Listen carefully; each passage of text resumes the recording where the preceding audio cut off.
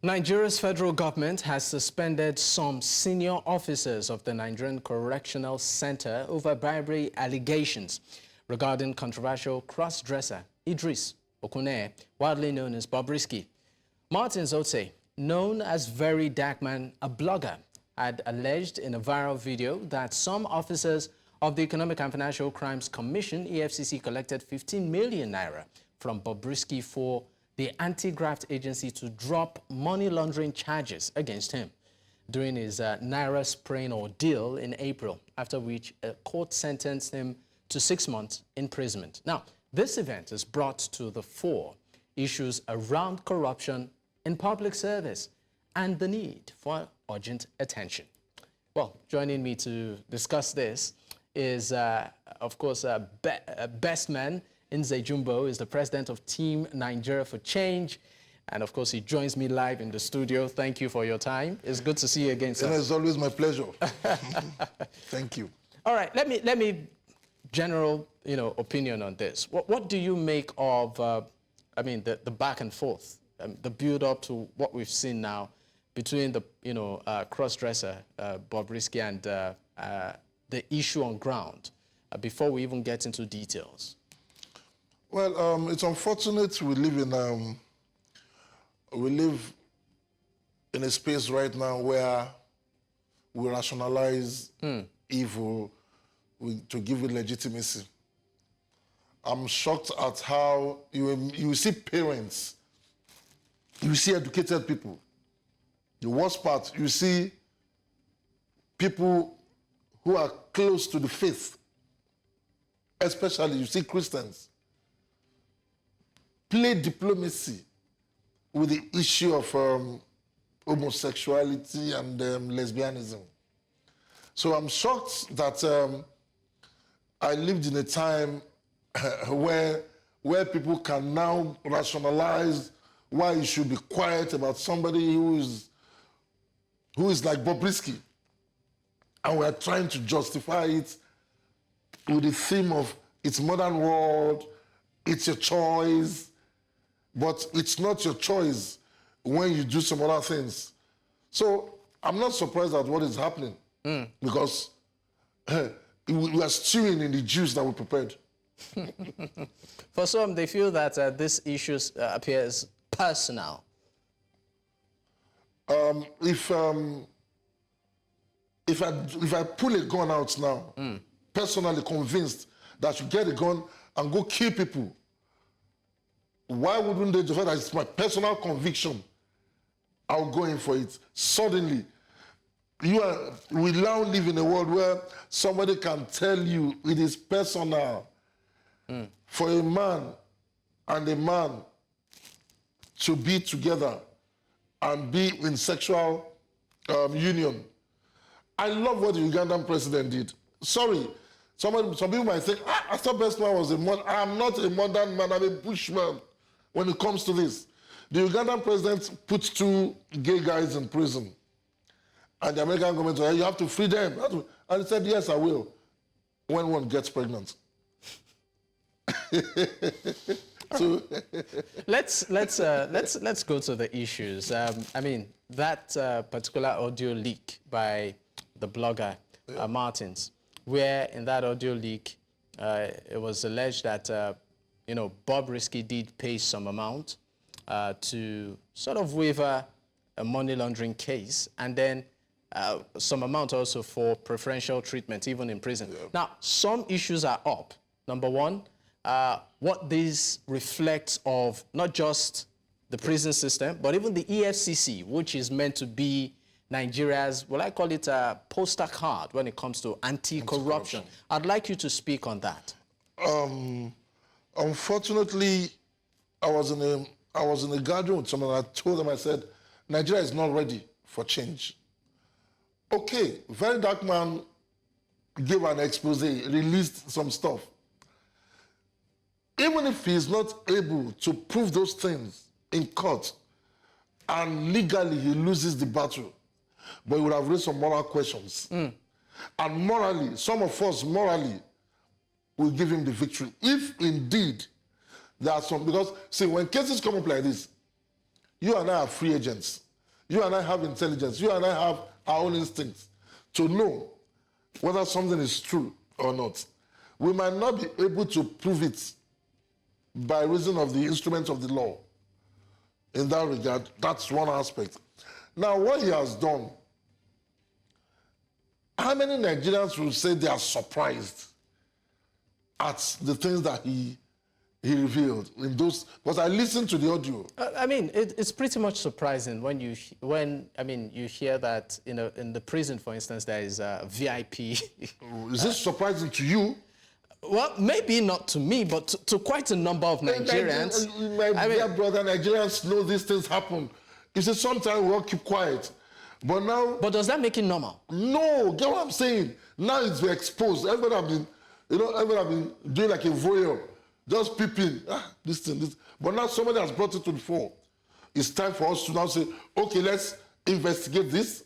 Let's open it up, and let's make some corrections. I used to have I've had stories of some people paying even monthly for where they stay in the correctional facilities. Stories, like I said. They pay monthly like rent? Like rent, to stay there. I've had stories, how true, I don't know. But you see, this is an opportunity for us now to go deep. And I like what the Interior Minister has done immediately, has swung into action to say, let's probe this. Just like the EFCC case too, 15 million to drop the money laundering charges. Hey, for crying out loud, I don't expect the EFCC to invite VeryDarkMan. An independent panel, an independent investigative team should be set up by the government to check to question VeryDarkMan and the EFCC, the ones indicted, and EFCC as a whole. Because they need to come clean. If you must be the champion of anti-corruption, like you said, your hands must be clean. You must come with equity. So it is time, it's an opportunity for the government to open up these things. Then let's come clean. This is a new dispensation. Tinubu's government is a new government. Take advantage of this now. I'm pleading, President Tinubu, take advantage of this and let's start the cleansing. Things have gone bad, I must tell you. All right. Let's go on a quick commercial break, and then we'll talk about this within the context of the Whistleblowing Act, which we know that the government and even its agencies have been trying to encourage Nigerians to be a part of. We'll be right back. Many thanks for staying with us. This is still Politics HQ on News Central Television. I still have my guest with me, Mr. Bestman Nze-Jumbo, is the president of Team Nigeria for Change, and we are discussing, of course, the bribery allegations against some officials of Nigerian Prison Service and also the EFCC, which, of course, came to the fore through the revelation of a blogger, popularly known as VeryDarkMan. Thank you for staying with me, sir. Thank you. Now, let's look at all of this within the context of the whistleblowing policy in Nigeria, which we understand is an anti-corruption program that encourages people to voluntarily disclose information of fraud, bribery, looted government funds, financial misconduct, government assets, and any form of corruption. And there's some sort of compensation too at the end of the day. But I would like to ask that looking at this versus what we see in reality, where individuals, come out to speak up and they're either vilified, some of them are stereotyped, some of them, their lives are even at risk. Looking at this issue, for instance, within the context of this act, what do you make of it? I'm sad because the whistleblower policy is a progressive policy. Because if well executed and implemented, you find out that you won't know who is next to you. I might just be sitting close to you and I'm gathering information that will help this country, and I'll go report that I just got this information about this person, he's planning this, he's doing this, and the country is the better for it. But unfortunately, we operate a system where people will be very skeptical. If you look at VeryDarkMan now, like I said, I've been in gatherings, I've been on platforms where, they've cursed the hell out of him. How can he? He's lying against a Falano. How can he mention a whole Falano black man? And I asked, is Femi Falana in Gabriel. Let Falana say, I didn't do it. Let Falana clear himself. Well, even Falana should be happy that people are speaking up against things. Unfortunately, this time, what we call stray bullet hits him too. But you see, you don't kill the whistleblower at the embryonic stage of his revelation. Recently, I read of a massacre somewhere in Zamfara, I don't know, in Katsina. And they said the bandits went to kill those guys because they got information that they went to report them, that they gave information to the military. Now, another person will be scared to do that now. So a very dark man, in the context of what we have now, is vilified, is shut down. Let's thank God he is not killed. People will start withdrawing into their shells, even when they have authentic information. Because like I said, you will have some information. You might not be able to legally prove it. But if it is a society that encourages people to see something and say something, the moral aspect of that revelation will be good for the country. Unfortunately, that's not the case here. I would like to know your take. How do you think this case would eventually turn, even though we know that, I mean, these agencies that have been roped in, the prison service, the EFCC, they've swung into action. Some have started conducting investigation. The House, too, is interested in the matter. But we've seen all of this. Some Nigerians will even call it grandstanding, saying that, oh, initial gra-gra. But at the end of the day, we know what usually happens. So my question to you is, how do you think eventually this will turn out? In my time, as a young boy growing up, it wasn't possible for you to take a rich man to go and report a rich man at the police station. You, who are you? The case won't move at all. As a young man, it wasn't possible to hear that a governor, an MD, was indicted for anything. But in my time, I've seen an IG go to jail. I've seen governors go to jail. I've seen big men go to jail. This case might look like, where will it end? Won't it end like the typical Nigerian stuff? My dear brother, it will start something. We might not see the end now. I tell people, the EFCC was not set up because the people in government wanted to deal with corruption. Something, a hand moved them, and they set up the EFCC, which has become an albatross to some of them. Then you could just steal without care. Now you have to plan a strategy, go to Harvard to know how to steal, to escape EFCC. They didn't just do it. So this case, too, even if it doesn't see the light of the day at the end of it all, we would have moved a step forward. Information would have been released, and people will judge both legally and morally. For some Nigerians, they feel that, I mean, looking at the swiftness of response by these agencies to do something, they feel, cases like this are low-hanging fruit cases.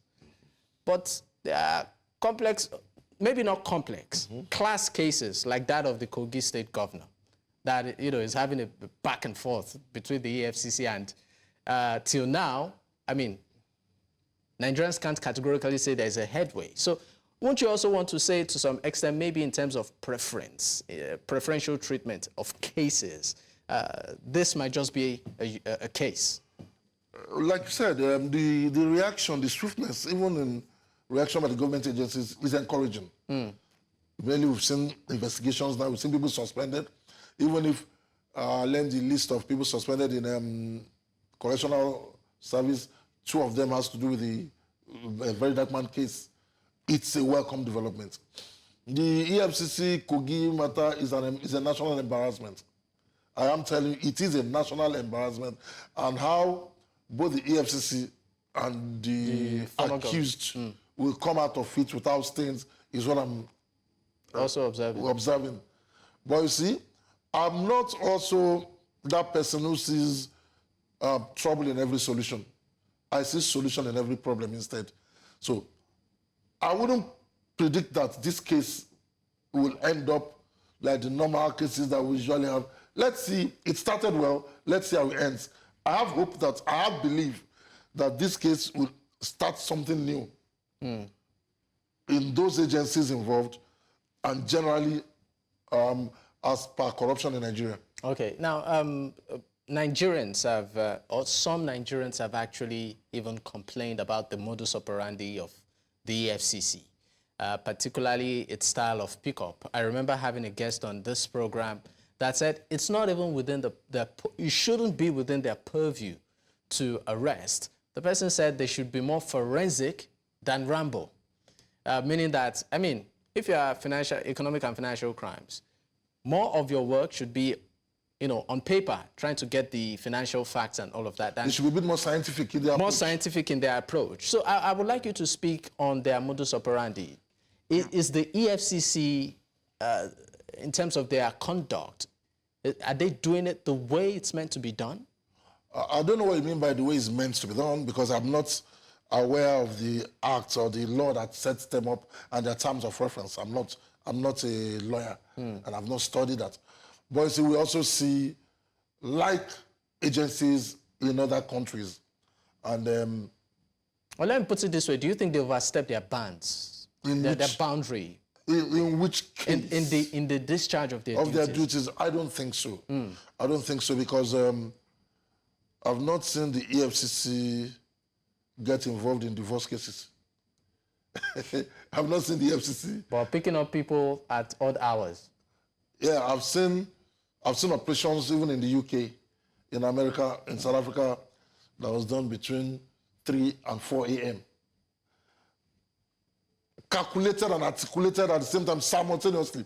Picked up people at that odd hour in different places, and we clapped for them. So if they do within the limits of their terms of reference, it's okay by me. But what I don't like is a situation where you first make all the noise before investigation. I expect, like we said, be scientific, be forensic even. Do your investigations, so when you pick up, straight to court, and the matter hits the court. But I might also not like some of the approach, just like the Abelo case, which I say is a big national embarrassment. You declare a man wanted, the man on his own came to you, was within your facilities for like 3 hours, and you couldn't do anything. 2 hours after he left, you went to his lodge, to the Kogi State Government Lodge, to want to forcefully arrest him. What are you trying to tell us? I don't understand. So, in that regard, those are the things that will fuel the innuendos about they not doing their job the way they ought to do it, stepping out of bound, or being archaic and primitive in their approach, which normally shouldn't be. They should build confidence in us to say, yes, once EFCC gets involved, we should have a pathway. All right. Thank you so much for your time on the program, Bestman. Thank you. As always, it's a pleasure having you. My pleasure. All right. At this point, this is where we draw the curtains. In case you missed out, you can actually catch up on our YouTube platform. That's News Central TV. You can also follow us across social media with the same name. You can follow me personally at Dakbo at Digboyi. Until I come your way on Monday, good night.